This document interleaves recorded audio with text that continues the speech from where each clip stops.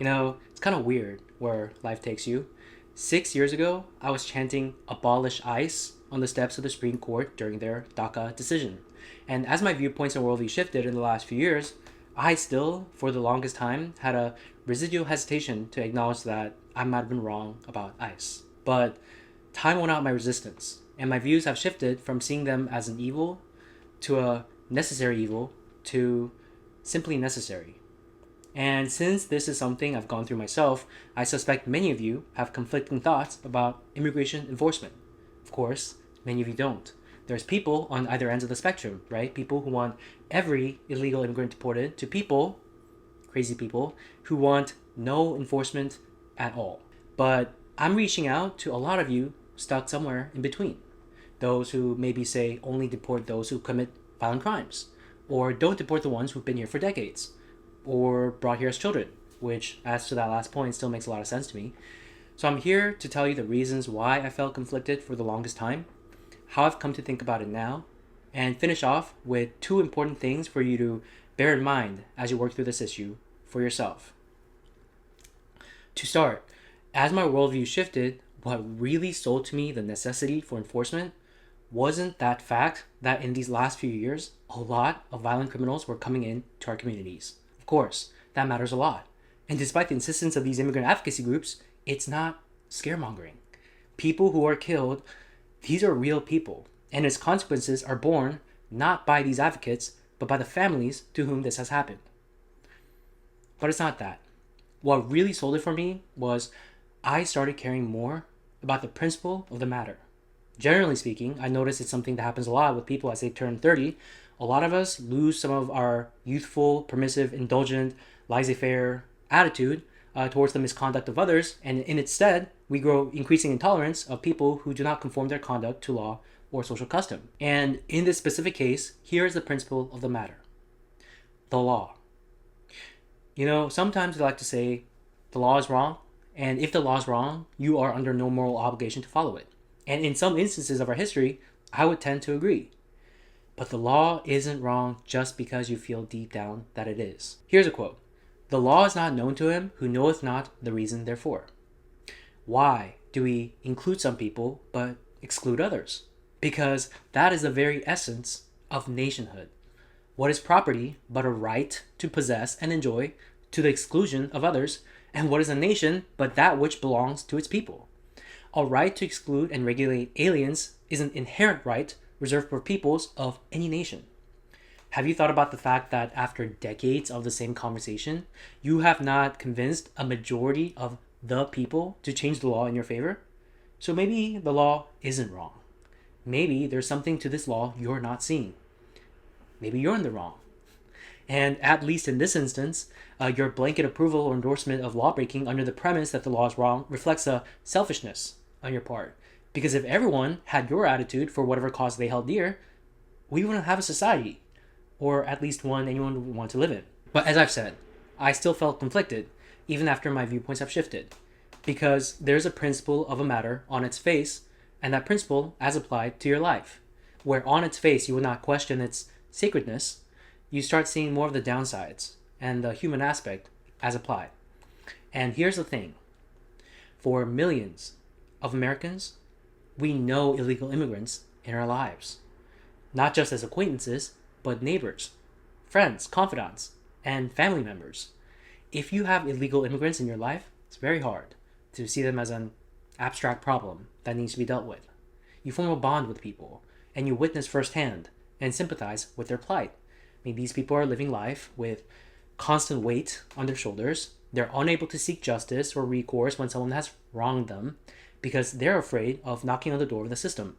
And when you see people who you know to be a good person suffer like that, can't help but feel something. That is what I think leads a lot of us to think, man, the law is in the wrong. And even if you know on principle that, as with everything in life, you make the bed you lie in, that illegal immigrants, at least as to the adults who made the conscious choice to break the law, you assume the risk that this shadow would cast in perpetuity on the stability of your life so long as you stay. Even if you know that on principle, I nevertheless can't help but think that I very well could have made the same choices were I to be in their circumstances. And when I say that, I mean they weren't left with a choice between immigrating legally versus illegally. Their choices were to immigrate illegally or not at all. Often, when someone who has been here for a long time is arrested by ICE, we hear, well, you've been here 20 years, why couldn't you have applied for a green card? Well, having a degree of familiarity with immigration law, I can tell you, there are certain avenues through which one can attain a green card. And if those avenues are foreclosed to you, for instance, because you don't have an immediate family member who can sponsor your petition, or you wouldn't be eligible for an H-1B, there's no legal means through which you can immigrate. And I was never in this circumstance, but if you feel like you have nothing else to lose because the country in which you were born is either dangerous or present no opportunities for upward mobility, I could see why they would make that choice to break the law, because here's a way better place to live. So yeah, simply saying, they should have done it legally is kind of a half-truth. But there's also a lot of other half-truths that are replete in this dialogue about immigration. Half-truths that confuse and mislead the jury, that is the American public. And sure, some of it weighs in favor of the illegal immigrant, like what I just mentioned. But there's also a lot of half-truths going the other way, and those merit discussion as well. Here's one. They say illegal immigrants pay taxes. And here's the thing. If you are a undocumented immigrant, that is to say, you do not have legal status, but you are in some way accounted for by the government, sure, you pay taxes. So that be, for instance, DACA recipients, out-of-status TPS beneficiaries, or you faced a removal proceeding and your removal was withheld by the judge, also known as withholding of removal, or you circumvent U.S. labor laws barring unauthorized work by creating an LLC, working under the designation of an independent contractor by getting an ITIN number issued. In all these instances, the illegal immigrant pays taxes. But these limited category of people do so because, like the rest of us, they have to. They're accounted for by the government. They're in the system. The government will come after them if they do not. But this represents but a small fraction of the illegal immigrant population. Okay? The overwhelming vast majority, the rest, do not pay taxes. None I've ever known throughout the course of my life did. Vast majority don't have a social, nor an ITIN number. Many don't have a bank account. They earn cash and spend cash, and none of it goes to our collective pot. I can understand from their perspective why they would hesitate to reveal themselves to the system, but it's also not right as a matter of generalization to say that illegal immigrants pay taxes, okay? Because you're arguing the rule from the extremes. And that matters because it then colors the derivative inference that they are somehow more deserving of a grant of legal status. No. Here's another thing that advocates say that's a half-truth. They say immigrants commit, on a per capita basis, less crimes than their natural-born citizen counterparts. But this is a half-truth, not because it generalizes from the extremes, as in the last example, but rather because it sees not the forest for the trees, okay? The basic issue here is people have a problem with people coming into the country then committing crimes, especially violent crimes. It signals that you don't have basic respect. So you can say immigrants commit less crimes than their natural-born citizens do, but I'll tell you why that's a bunch of nothing burger. Suppose that you are the head of a household and some of your children keep dragging the mud in. It's a perpetual nuisance. And then suppose some uninvited guests enter your house and they also drag the mud onto your carpet. And you're like, what are you doing? And how would you react if those people were like, well, your own children drag in more mud? Would you be like, oh, didn't think of that. Please, come in for dinner. We're having hot pot. No. You'd be like, excuse me? Yeah, my children do that. I have to deal with it because they're my children. You are not. You're new. I don't have to deal with you. Get out. That's how people feel when you say something like that. And finally, just one more thing on this topic of half-truths. People say America is an immigrant nation. True. I think America is a melting pot, and that is one of the things that makes it unique. But when you say that mantra to justify unchecked and illegal mass migration, That mantra then becomes one born from mindlessness. Because to say America is an immigrant nation to justify mass illegal migration is to commit arson at a barbecue joint, then declare, what is barbecue without fire? A fire is only as useful and beneficial insofar as it bends to the needs and the will of its handler, and immigration the needs and will of its nation. But, as I've told you, I felt conflict about this issue for a long time, because, like millions of Americans, I've known many illegal immigrants throughout the course of my life, and none of them are like the ones on TV. At least the ones I've known. They're good and honest people. Really, I have nothing bad to say about them. And so it would be easy for me to just take the position that the government should catch all the violent criminals and leave the rest alone. But no. As difficult as it was for me to reach this conclusion, I stand firm in saying we need to enforce our immigration laws as written, even despite the considerations in my life, in my personal life, or yours, because it's bigger than me or you. I mean, some of you may still feel torn if you acknowledge as an abstract matter its necessity, but when it actually plays out in real life, the impact tugs on your sense of sympathy. So, it's your freedom to think however you like, but let me give you 2 points that weighed heavily in my consideration for yours. Number 1, the United States of America has the most generous immigration policy, bar none, of all countries in the world, and it has the most stringent due process standards under which an unauthorized immigrant is expelled from the country. I bring this up because we will hear news of ICE raids, and some of these stories may unsettle you. You might have heard somewhere that ICE entered without a warrant, or detained a veteran for questioning, or misrepresented themselves in order to get someone to open the door. Here's a big takeaway I learned from law school, or more broadly, from life. There's how a story sounds on its face when one interested party recounts the events, and there's how a story actually is when the adverse party gets to air out their side of the story. Something I'm reminded of time and time again. And so when you hear these stories by advocates appearing in front of news cameras, be aware that you never get to hear particulars of a story from the agency because the agency is not in the business of defending in the court of public opinion every step they take. So if one contends, as a mayor of a sanctuary city recently did, that ICE acted outside the confines of the law, which, if true, would be unacceptable, that contention does not, by itself, make it so. You never hear whether, for instance, the owner of the business raided by ICE consented to the search, which is one of the well-established exceptions to the warrant requirement.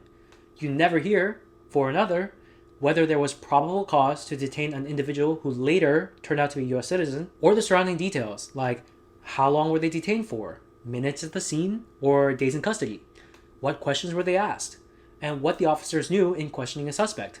Those questions are all relevant in determining whether there was a violation of a constitutional right. But you never hear these details. You just hear a one-sided story. You never hear all the facts, because unfavorable facts are withheld by those whose intent is to disparage. No, fair is fair. And here's some facts. The immigrant facing a removal proceeding is accorded due process. In many instances, he is not even detained. He's instead issued a ticket and given a date for him to appear at a later date in immigration court. A good number are no-shows, and that is when they are pursued. And if an adverse decision is made, he can appeal to the Board of Immigration Appeals. If they don't accord him relief, he can then appeal to an Article 3 court. Throughout that process, the prosecuting attorney, the judge, the review board retain discretion. Why discretion?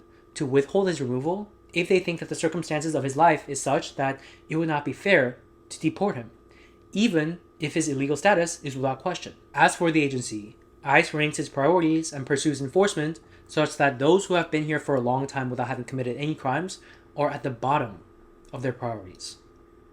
What I'm trying to say is many who are against deportations per se will try to paint the image that the process is unfair, inhumane, and heavy-handed. But at least on this earth, it is the most orderly, humane process with safeguards, checks, and balances. Doesn't mean it's perfect. And there's some things I would like to see, like the right to counsel for the indigent, commensurate with what the Constitution requires for a criminal defendant. But here's the point of what I'm trying to say.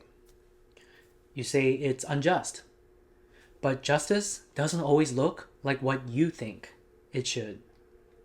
Because for every party who claims justice has been served, there sits on the other side an adversary that says injustice has occurred. That is why the universal symbol of law is a scale. Justice is found on a balance, weighing competing interests, and the country has a compelling interest in enforcing its immigration laws. And you are misguided if you think it is just to tilt the scale whenever a party on one side claims a right to relief by the virtue of their sympathetic circumstances. Number 2, and this is the bigger picture. The bigger picture that makes me stand tall in the face of my personal reservations and doubts. Why does the country have a compelling interest in enforcing its immigration laws? Because that is about the survival and continuation of a nation. Under the last administration, we saw what it looks like when you take a permissive approach towards this issue. 2 million people have entered successfully without inspection within the span of a few years, including some who have been deported not once, not twice, but 10 times. So I said to you earlier, a fire is only as useful and beneficial insofar as it bends to the needs and the will of its handler, and immigration the needs and will of its nation. Here's the thing we should talk about. Yes, Americans of the 21st century include people from all over the world, and that is one of the things that makes America special in my eyes. But for any progeny of those who immigrate, again, from all corners of the world, you take on a distinct American identity, blended yet separate from the identity you hold from your ancestral roots. You are Korean American, you're Mexican American, you are Ethiopian American, you're Polish American. But at the end of the day, you are still American. And as with any identity, there's a character and spirit attached to that American identity, born from American culture, history, and tradition. Certain belief systems and institutions whose continued existence depends on the command of this land by people with this identity. I'm talking about things like rule of law, due process, separation of powers, federalism, guarantees of individual liberties, constitutional protections of the accused, separation of church and state, right to bear arms. But I'm also talking about the intangible culture sprung therefrom, like suspicion towards a centralized authority, or its attempts to disarm the populace, or an unapologetic expression of individualism as against a hostile collective. And herein lies the difference between legal and illegal immigration. The difference between controlled pouring of water into a glass jar and dumping it until the jar tips over. The lawful immigration process is one by which the American people safeguard these belief systems and higher ideals. With the orderliness and constraints of the lawful process, immigrants and their succeeding generations learn, at least to varying degrees, to assimilate into a dominant American culture, embrace these ideals, and thereby become American. And they are, at least to me, as American as those whose ancestors came on the Mayflower. But unchecked and unauthorized mass immigration is dangerous for that very reason. It tends to dilute the social political power of those among us who are attached to this culture and identity. It tends to deepen the crater of disloyalty of the people to their country. History is replete with such stories. If we had it the way some people want it to be, no deportation, no enforcement, which means an open border, you are spelling for the succeeding generations the end to this country. Because if people who have no attachment nor loyalty to this land begin to settle at overwhelming rates, the public conversations we have about what this country is supposed to be about will look very different.